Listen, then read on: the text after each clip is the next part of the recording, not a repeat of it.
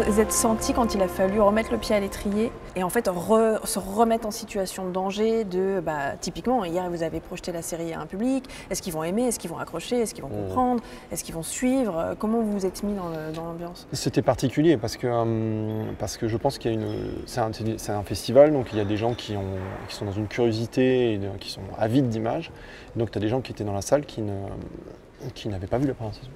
Donc je pense que ces gens étaient ravis quand ils ont vu le premier, qui est très très perturbant, qui ouvre une nouvelle page un peu vierge finalement de l'histoire de Mission, et du coup je me suis dit, tiens, là les gens me prennent par la main, c'est plutôt intéressant. Puis après ils n'ont rien compris en fait. Et du coup c'est ma référence depuis hier, je dis ils ont dû regarder un film japonais sans sous-titres, enfin, c'est l'équivalent en fait. Et donc il y a des belles images, c'est joli, mais qu'est-ce qu'ils racontent les gens?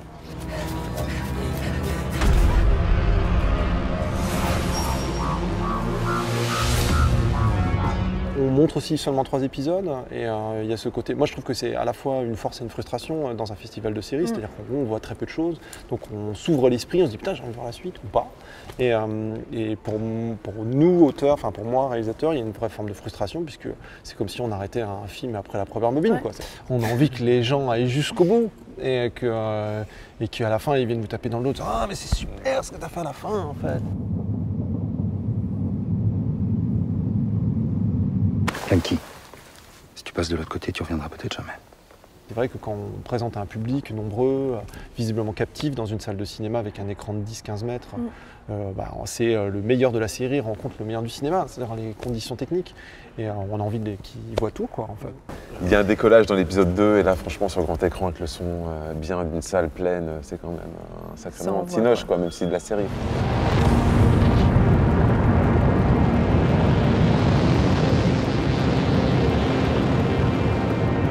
J'ai hâte d'être en septembre, du coup, maintenant. Merci beaucoup, en tout cas. Et bravo, super belle série. Merci, c'est gentil. Merci.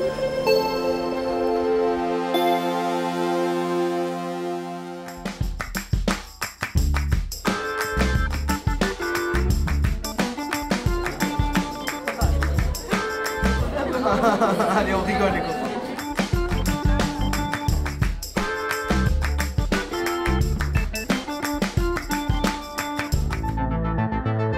C'était cool de vous rencontrer. Quand tu seras en train de ken, dis-toi toujours, Boogie m'a dit qu'on peut toujours aller plus vite. Je veux qu'elle n'ait plus de rein, d'accord?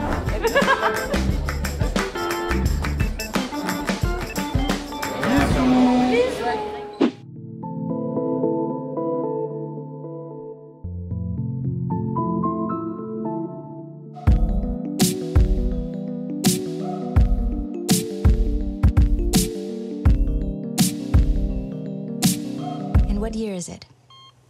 2016. Yes, good. And who's the president? Barack Obama. Who? Mind-blowing. En français, c'est quoi? Je dirais déstabilisant. It was great. Yeah. Surprenant. Génial. Complètement perché. I jumped.